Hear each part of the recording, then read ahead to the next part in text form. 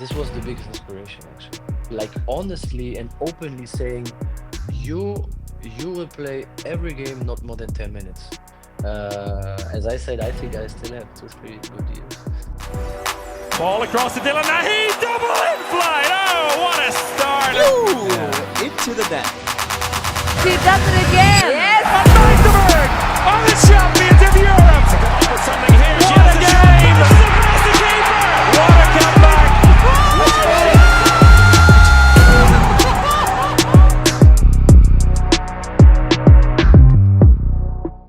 It is finally time to talk handball again, one last time before Christmas, and it's a great day for it actually, because I've got my ugly Christmas sweater out. The guest that we're having today is having his Christmas lightings up as well, but we are going to come to that in a bit, because we want to continue the legacy. Since we already talked about the Bengan Boys, we want to have a look on who took over in handball history. We want to continue, and the base for our legacy was actually laid in February 1985 when El Experto was born. Víctor, Tomàs, how's it going?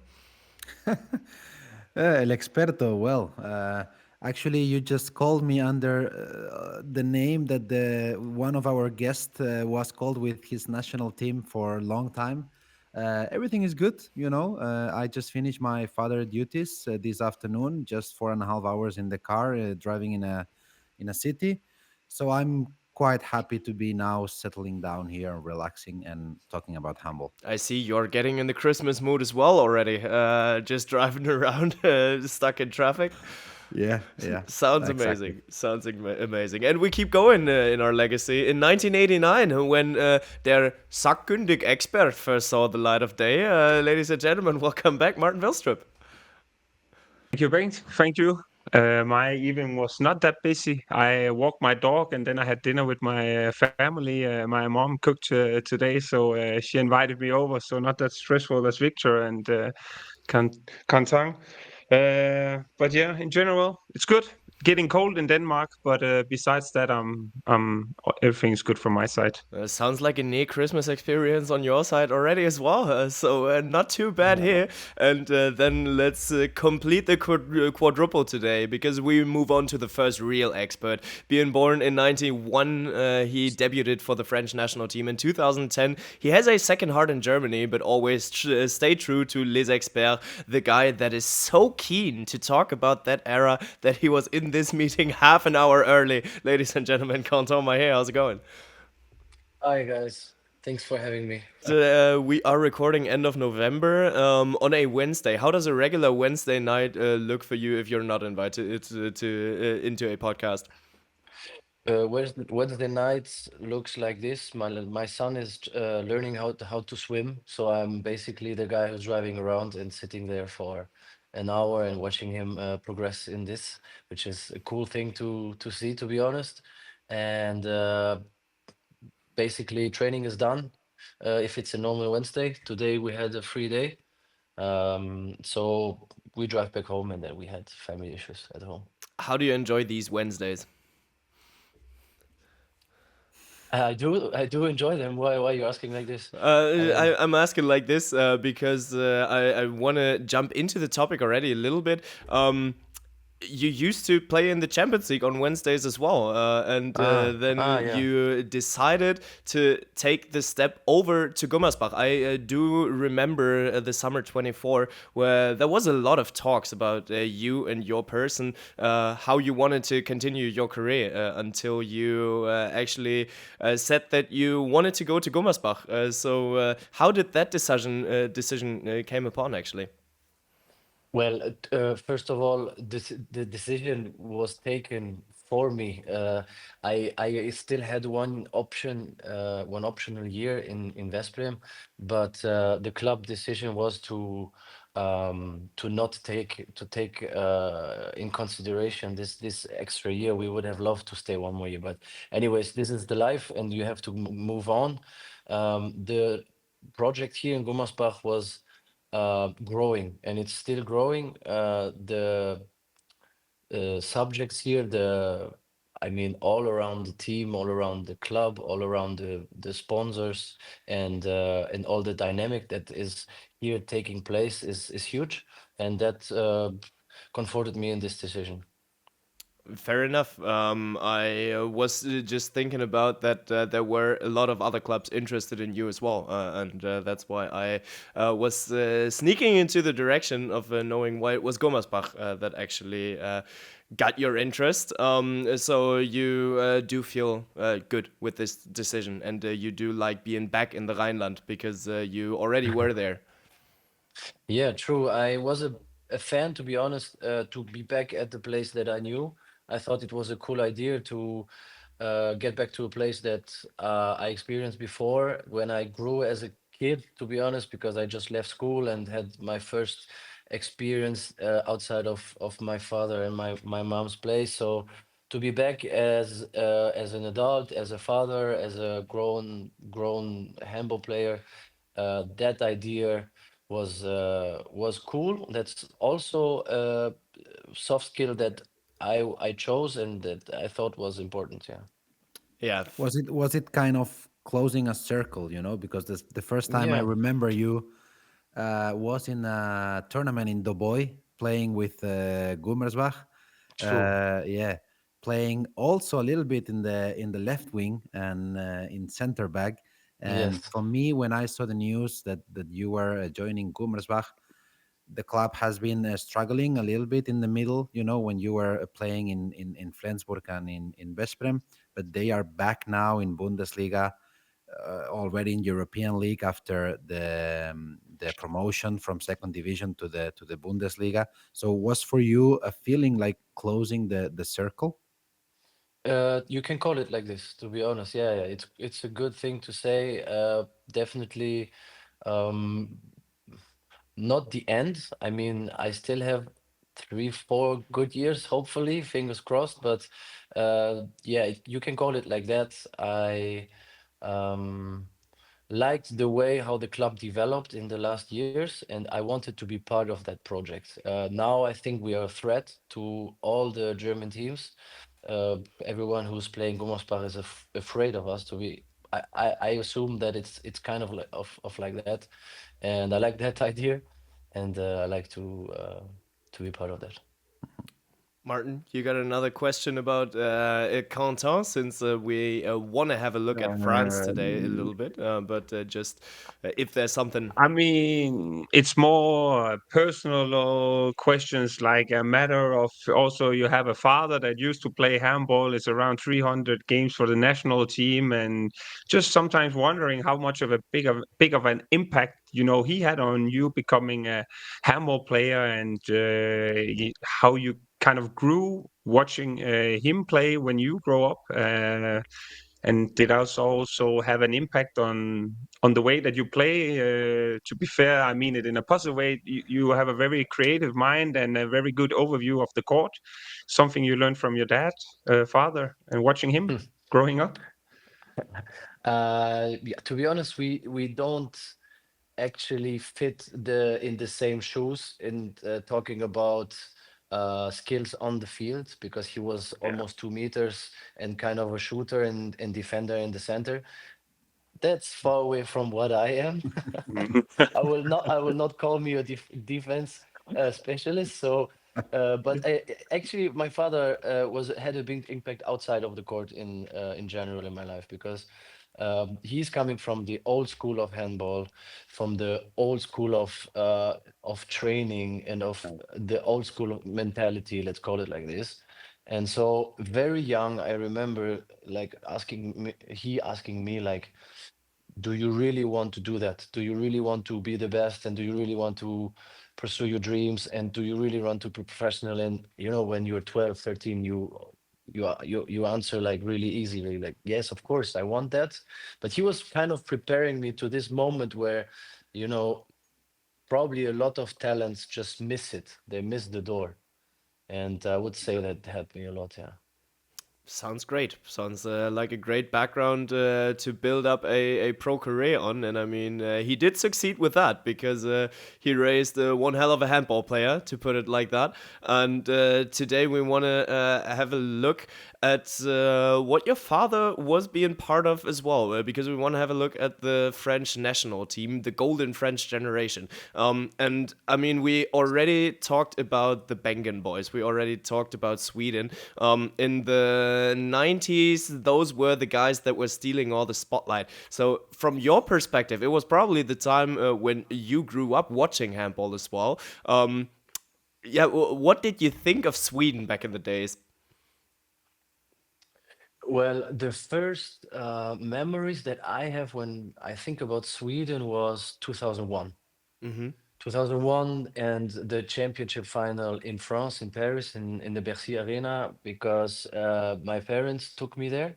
I had the chance to be in the arena, and these are the first memories that I understood. Okay, Sweden is a big thing in handball.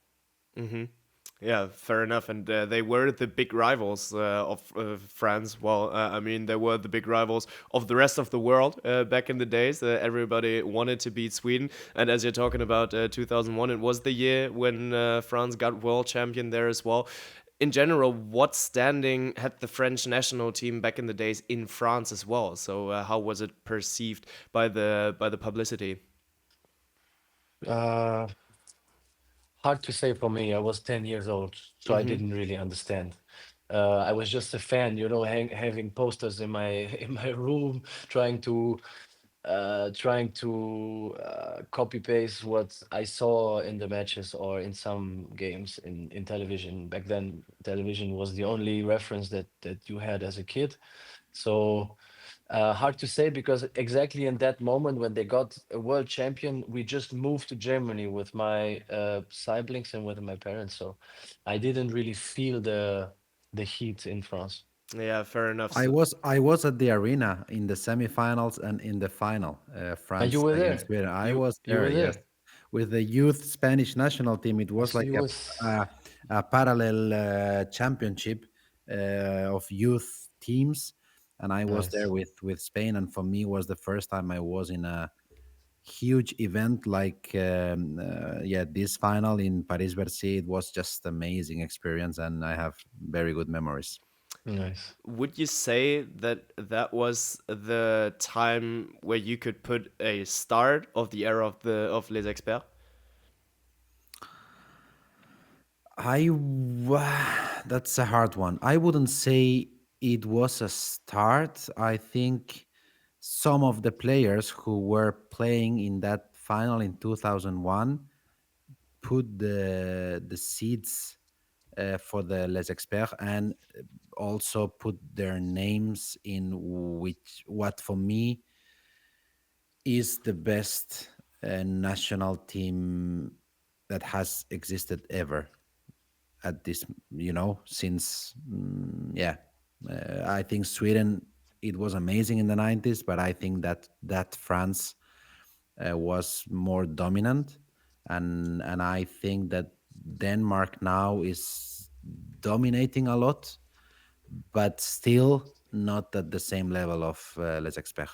Yeah. No, I just wanted to say it's pretty dominant whenever you have the European title, the World Championship title, and also winning the Olympic Games, all three, at the same time.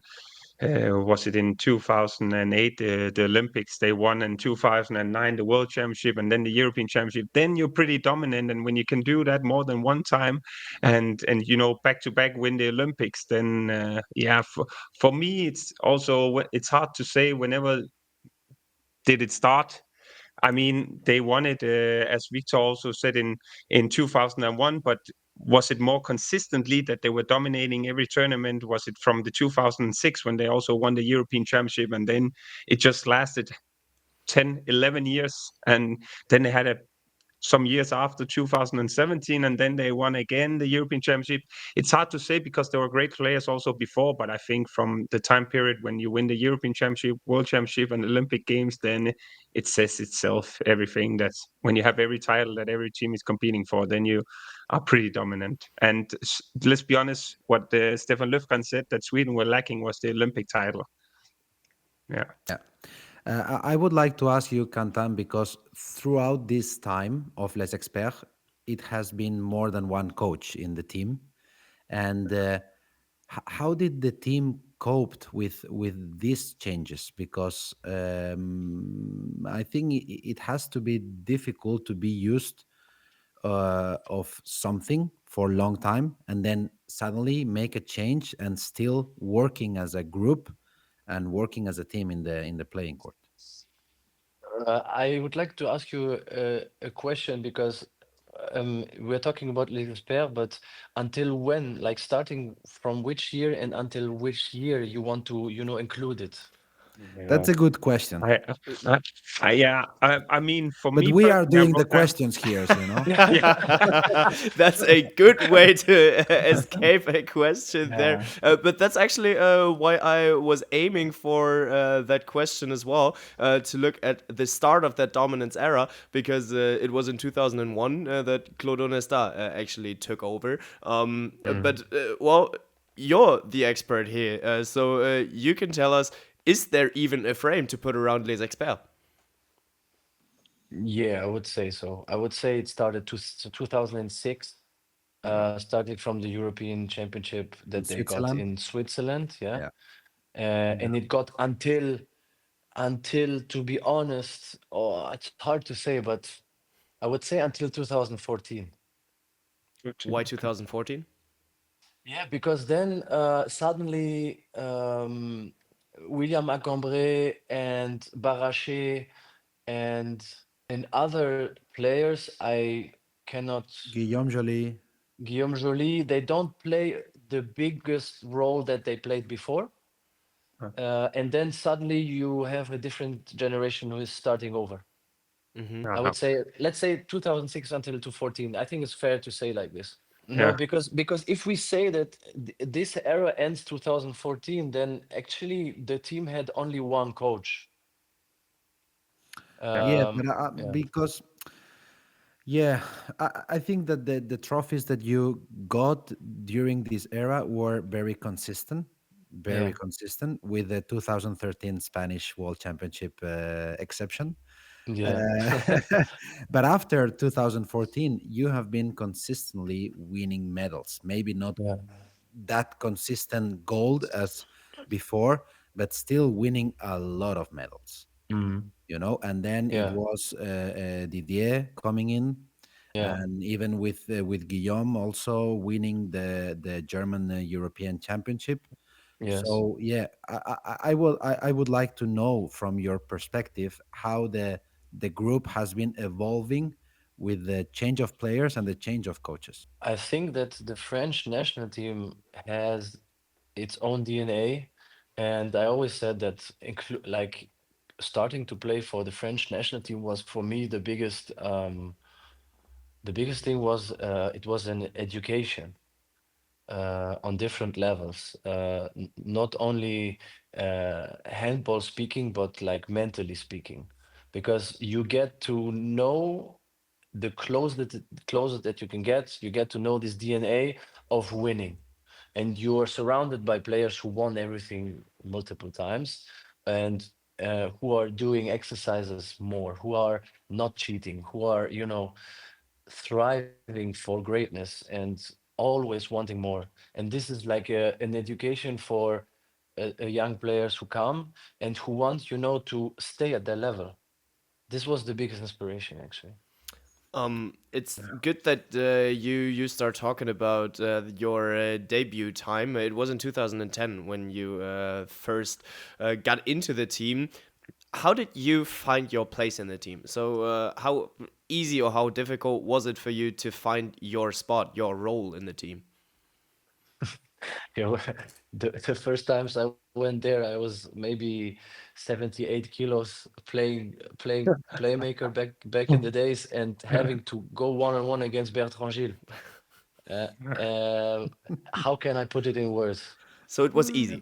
I was shooken up. I just remember shaking every training that I couldn't win a one-on-one. It was just impossible. First of all, he was one of my idol when I was young, and I had to compete against him, and he was just crushing me. So in the beginnings, it was quite hard, to be honest. But then, slowly you get a bit more attention. And I always said that you have to have this game reference, this one game reference, when suddenly it opens up, and suddenly that the team, the players of the team, the member of the team, they trust you suddenly. They trust you because you were a key player in a key moment for the team in the championship, whatever it was. And from then, that moment on, okay, you are like belonging a little bit more to the team. How how would you, now that you're talking like earning the respect of the teammates, because this is at the end of the day earning, Sure. your spot on the team. You have been a player that has been playing in several positions. uh, I think that you have never been like the starter of the team. You can start some important games, but you also can be sometimes in the bench. How would you define your growth and your role inside this era in the national team? Yeah, it's a really good question. It was always the question of how to adapt and how to accept the role. This was the biggest thing, I think, because you had players who would play 60 minutes in the club, and suddenly who had to, be sub, or be, as you said, just maybe a penalty shooters or whatever.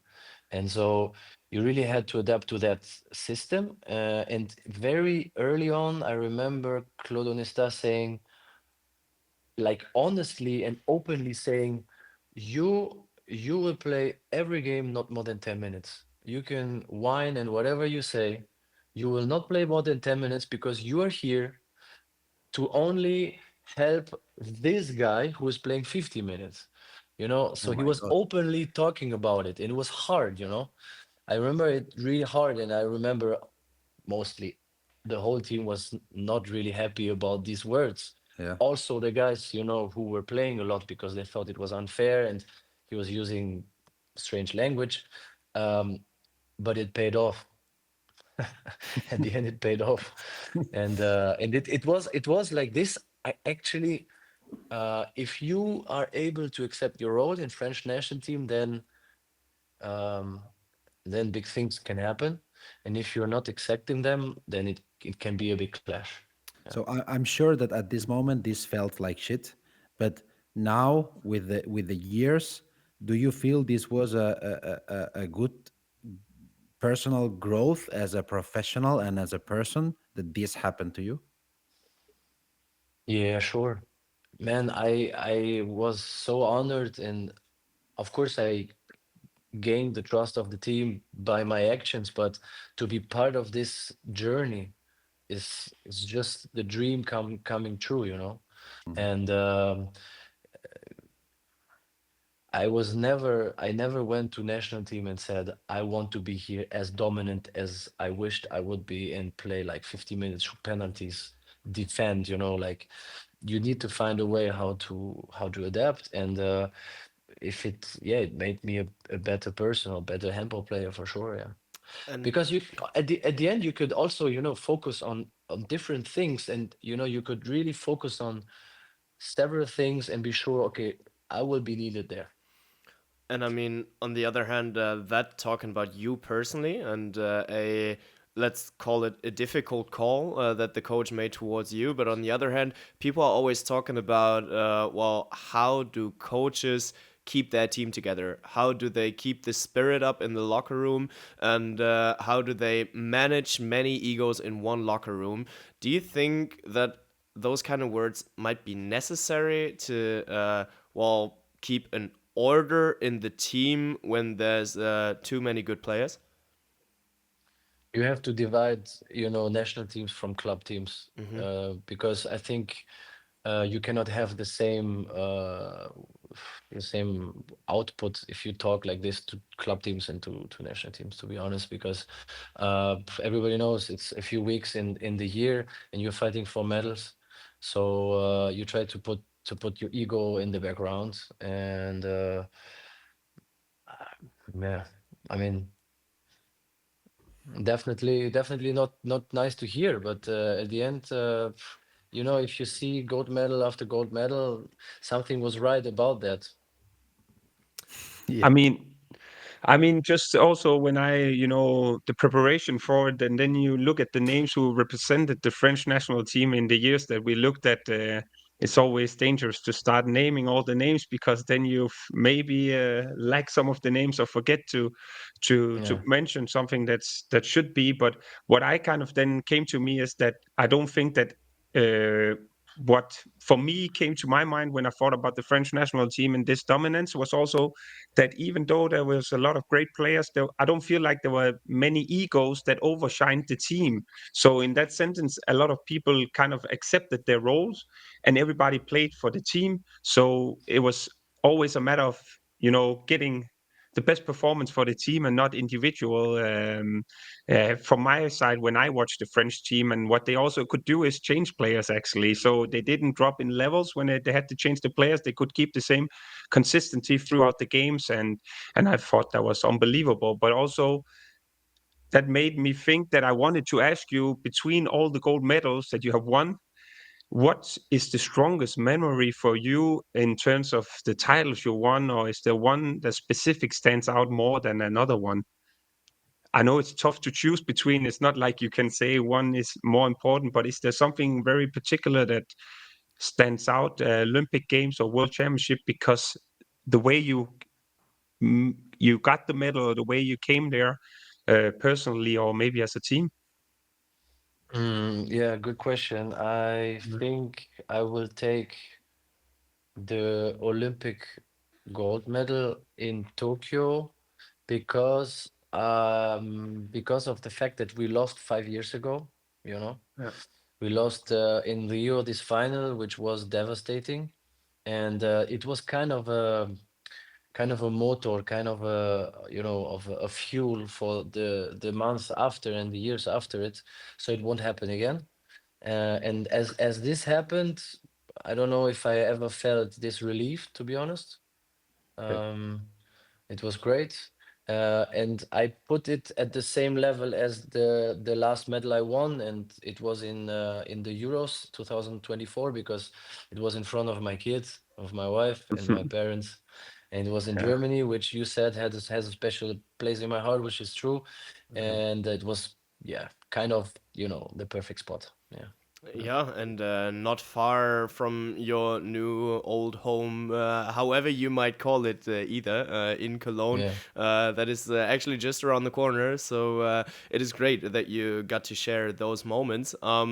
I Sure. was actually wondering about that question as well, because the World Championship 2015 might have been a special one for you as well, because you became the first father-son duo that actually won the World Championship. So how did your father react to that? I think to date we are still the only one Yeah. father Yeah, yeah, son duo, yeah. and my father is living a second career through me, guys. This is crazy. And I'm loving it. He barely can watch games because he's so stressed, and that's nice actually to see. It's a little bit intense sometimes, but it's nice to see. And probably you understand when you get older and your kids are doing sports. But yeah, it was 20 years, exactly 20 years later, becoming world champion as well. This must be huge for a father. Yeah, yeah. Yeah. I cannot put it different, because for me, I didn't really get it, to be honest. I was there. It was kind of a dream. Okay, I get to play a competition with the national team. I got to play also a little bit. I scored, I think, one goal in the final. We had a really tough match against you guys in the semis. And at the end you win, but you don't really understand, to be honest. And for my father, it was probably, yeah, mind blowing. It was Qatar, right? Yes, Yeah. yeah. Yeah. Was he in the arena? Oh, Wow, I would have guessed that if he's living such an intensely second career through you. But yeah, No. well, anyway, it is amazing how that family tradition actually kept up. And as you already told us, you got your father duties behind you, but you drove your son to swimming, if I recall correctly.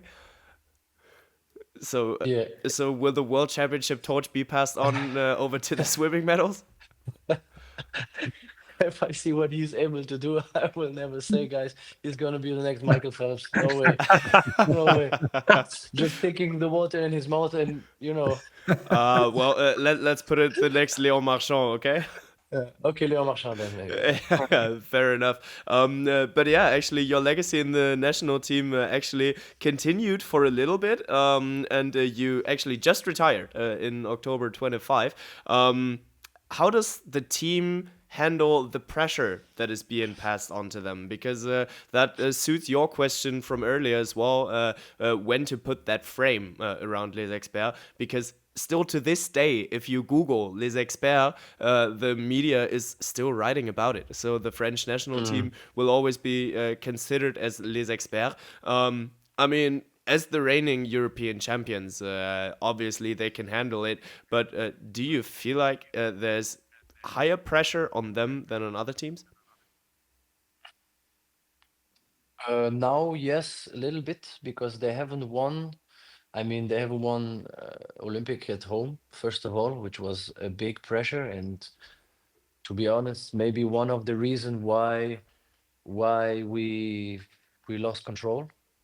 After that, they managed to get a bronze medal in the World Championship, but um, I might feel a little bit more pressure than usually. I cannot really tell you why, because maybe because of these Olympics that we missed a little bit. Um, but to answer your question, when you enter the team and you start to be, being part of it for a few times, at some point you think back to all these big players who won everything, and you start, having your own goals, and you start to think, okay, I want to be as good or even better than the guys before. It's a big inspiration. It's as simple as that. And I think it's a big fuel inside this, French mentality, whatever you want to call it. Cool. We'll take it as an inspiration and not as a threat. I really like that mindset. Time is running out. That's why I'm looking into the direction of you guys. Martin, Victor, you got any closing questions for Kentin?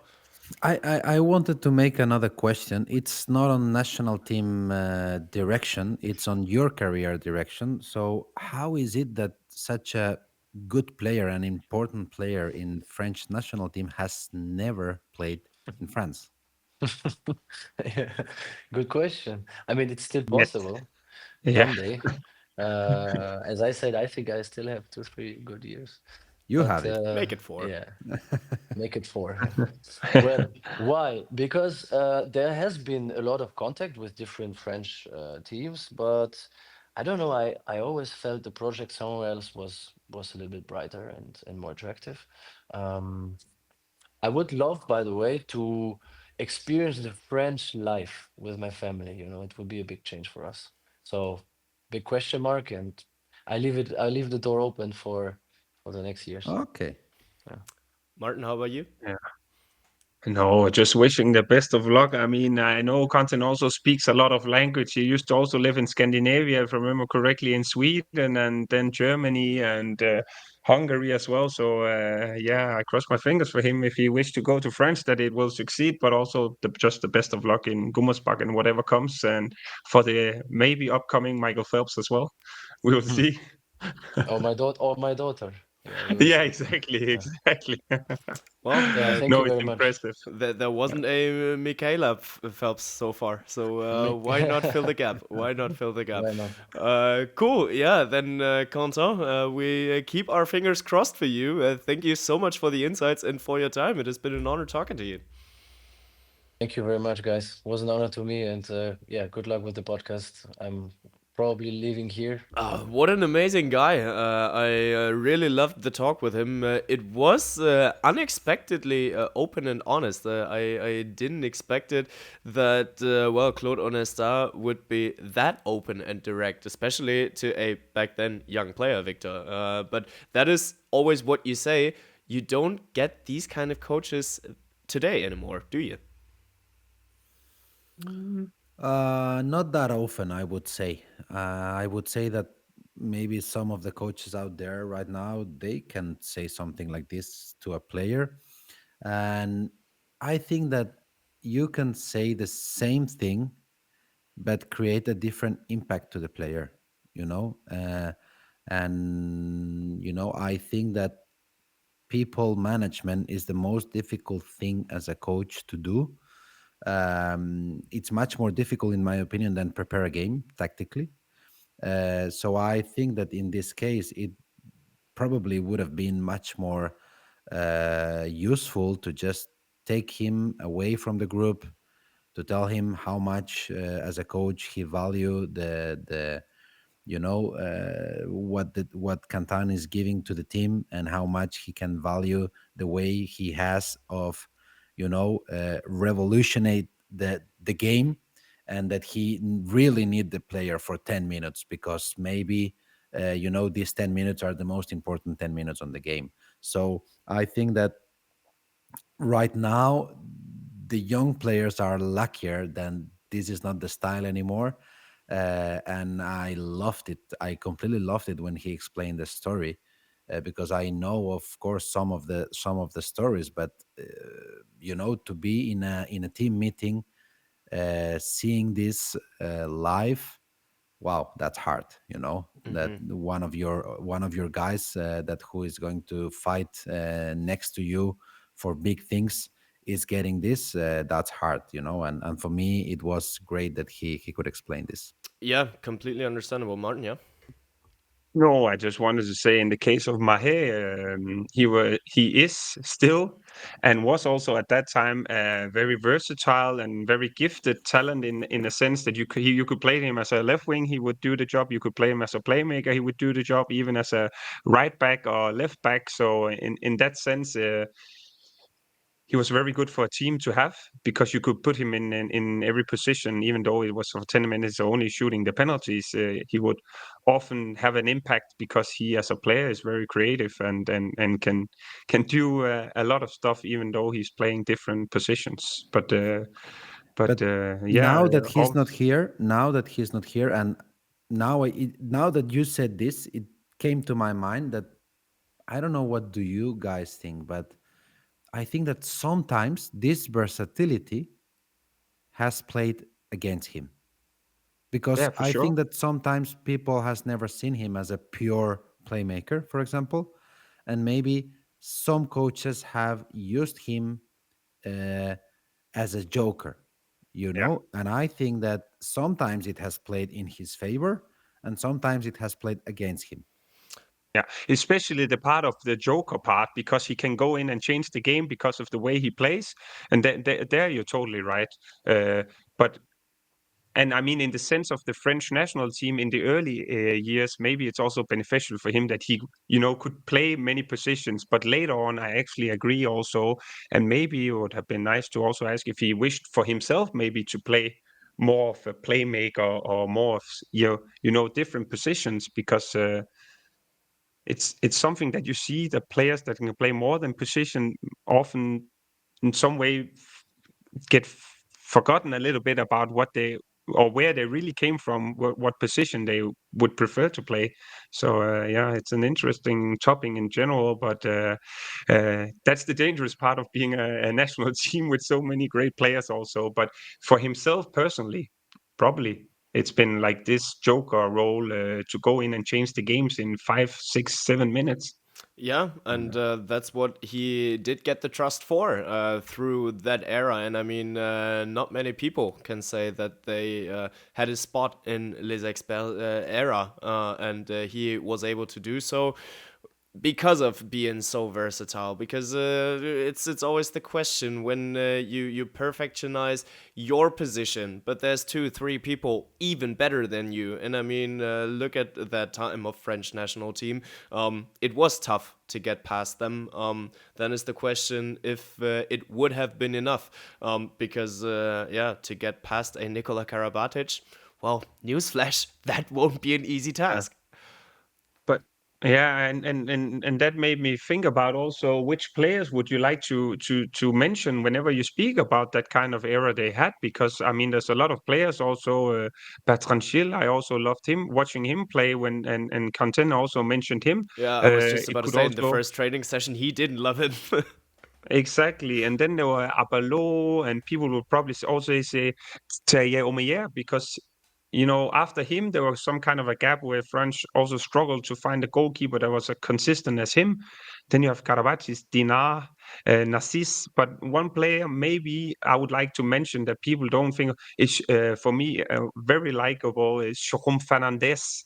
I mean, I think he's the player that scored the most goals for the French national team in the history. I'm not too sure about that, but probably he would not be the first guy that people would mention if you speak about them. But I mean, I loved him also, him being able to play right back as a right-handed and the way he played. But if you have to mention one player, of course, you would say Karabatic. But all the players, it's just interesting that you maybe have a tendency to Also Michel Guigou. Mhm. Mikigu, I also wrote him down. That's also like it's crazy these kind of names, and Daniel and Narcisse. yeah, Narcisse was also a personal favorite of mine. It's just crazy, and we could mention many more players that played, but that also says a lot. These players were the best in the world on their positions, and I'm not only speaking about it's offensively. They could do it in both ends. And yeah, that was it's just speaking about it now. It keeps memories, and they were dominant. Yeah, and I mean, talking about all those names, Victor, during that time, as I looked it up in the big competitions, you didn't even have that many encounters with France. So, but there were some. Just to bring up one, for instance, the 8th of August, 2012 in London Olympic Games. I think it was a quarterfinal back in the days. It was a super tight game, but as you were preparing for the game and all those names that we've been going through, which one did you personally fear the most? Me Yeah. or the national team? Both. I'll take both answers. I think that as a nation, you always think about Karabatic because he is a player that it's playing a huge role in both sides of the playing court. In my case, it was Omeyer. Okay. In Because my case, it was against France. It was all the time Omeyer, the first name who came up to my mind. And actually, this game that you just popped up, it's one of the few games that I had a positive percentage against him. Actually, I did a great game that game, but it's just one of the few ones that I can count as a positive for me against him in our individual duel. yeah. I mean, Yeah. one of the greatest keepers of all time. But if you do remember that game, do you remember what the match plan was? Because you're always talking about those names. Then you are on the other side. How do you prepare for the game? So, what was the match plan? So Valero Rivera was our coach in that Olympic Games, and always when he played against France, it was one thing that we all the time must do, and it was the holy rule that we had to follow. And actually it worked very, very good because in Serbia we won against France only doing this. And in that game, this thing was never let any player to make a feint or to go to the strong side. I like that. Always Yeah. take them to the weak side. No matter what's the situation, no matter what's the position of the player, always take your direct opponent to the weak side. And then they will have to decide what to do, if pass the ball, if shooting, or what can they do in that situation, And it was the principle of our encounters against France, Never let them go to the strong side, always to the weak side. How did they react to that? It was a very close games, very Hmm. very close games. Actually, I can remember, of course, losses against France, but I can remember also victories, and I don't think that many national teams can say that. Yeah. Yeah. It's funny that you say it, Victor, because the other day I saw a clip with Daniel Narcisse sorry René Toft. I think it was an Olympic game where he does the left, and then the defender goes over there, and then Narcisse is the other way around, and it looks so crazy when Narcisse did that. And I also remember that we spoke about earlier that people often knew that Karabatic was probably going to the side where his arm was, but one thing is knowing it, but another thing is being able to stop him because, as you said, and him, he's a beast physical also. And also to be ready for follow what your mind is telling you that is going to happen. Because when you see Daniel Narcisse so far in your right side, you feel it's impossible that he goes to the To the other strong side. side, Yeah, yeah, yeah. and Yeah, and then it's like, okay, I have to go, because if I don't exactly. go, he's just gonna walk Yeah, through. walk And through. when you Yeah. go, it's like boom boom. Oh my god, I'm dead. Uh, Yeah, it was, I was just about to say, in that moment you did one mistake. You blinked. How dare you? yeah. That was like a magician. Stands out for Narcisse, So and just in general. it took a lot of a concentration as well, Yeah. to don't follow your instincts and just follow what you know and what you prepare is going to happen. Don't do what you normally do. Tackle the guy. If Daniel Narcisse is coming, just close your eyes and don't move. Lay Yeah, down, but try not to cry, cry a lot. yeah, Yeah, fair enough. that was. But actually, what remains of Les Experts? So how did they actually change the handball world? What did they do that is still relevant to this day? So Martin, what would you say? What's Les Experts' legacy? Oh, for me, when I think about it, even though we just spoke about offensive plays, I would like to actually mention Didier Dinard and the way that he played within the team and him being a monster and physical also in the defense. That also changed with him and being able to stand with Karabatic, and also Sorando was also a part of it back then. And then with Omeyer behind, I feel like the base that they had with a strong defense and then being able to run the fast counterattacks and what they could do physical to the game. I know the modern day today is a very strong one, but when I think about that, it's the physical game and just being powerhouses, and defensively with Dinar, that stands out with me, and Omeyer behind. And there are probably also other things, but that's what I recall a lot with them. And then during the counterattacks and being sure that all the other teams are using a lot of energies in their offensive and attacks to kind of drain them from the energy. Um, I think can you say it changed it? Maybe a big word, but they certainly played their part in involving and had an impact in the way that they played. And then tactical, they could do a lot with Bertrand Schill also defensively, 5-1 defense. Not often you see a pivot do that. Yeah, Vori did it as well for Croatia, but something like that would come to my mind. Yeah, I would say the competitiveness. I would say that we talk with Cantin about 2001, and we are in 2025, and we are still talking about them. So uh, the ability to adapt to the change of the sport, because if we watch a game from 2001 and a game now, yeah, it's a different sport, almost a different sport. uh, to adapt to all the changes that the federation and the team has been going through, and this competitiveness as a group has been always there, always. there is national teams like Sweden who have had a golden era, but then it went down.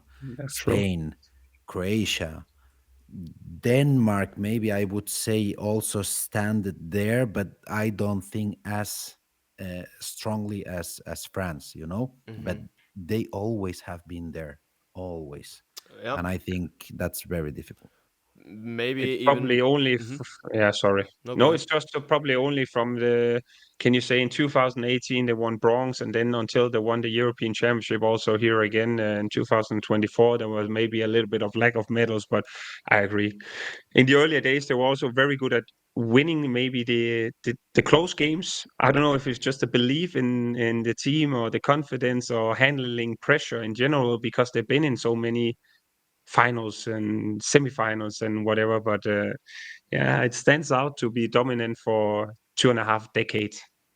Yeah, Yeah. yeah, 100%. And that being said, as the reigning European champions, whilst we are steering into another Euro, that's why we want to close it down today with the question: what you guys think? Will the saga continue? Will Les Experts rise once again? Now coming up in January and February, Víctor, Tomàs, will France become back-to-back European champions? I don't think so. Martin? I mean, I saw an interview with Nikola Jakobsen where he was asked if it means something to him to win the European Championship, and he said winning the European Championship itself doesn't mean anything, but have won the World Championship, Olympic Games, and the European Championship, being the reigning champions of all the 3 tournaments, that means some things. And for him to have that, he needs to win the European Championship. So, yeah, I think Denmark, and also playing at home, that's going to be a tough task. I don't believe France is going back to back.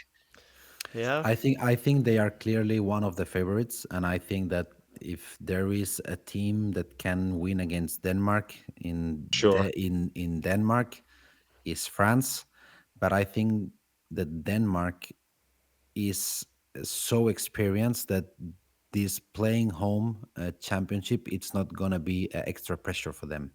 It's gonna be a motivation, and I think Denmark is more favorite than ever, in my opinion. Fair Yeah. enough. I mean, the only thing that I can see is Mahé. We spoke with Víctor, you said it as well. So he's been sometimes being able to control Gitzel, if that's a thing. But yeah, I agree in general.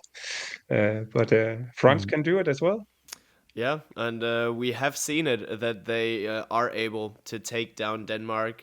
But let's see what the future holds for us. We will find out. But at first, it's Christmas time. So just that you guys know, before the Euro, of course, we are gonna come back with a little lookout to have a look at the experts and well, all the other teams that are fighting for the title. But up until then, we say goodbye into a short little winter break, and that's why I wish the two of you guys very Merry Christmas. Hope that you guys enjoy it a lot.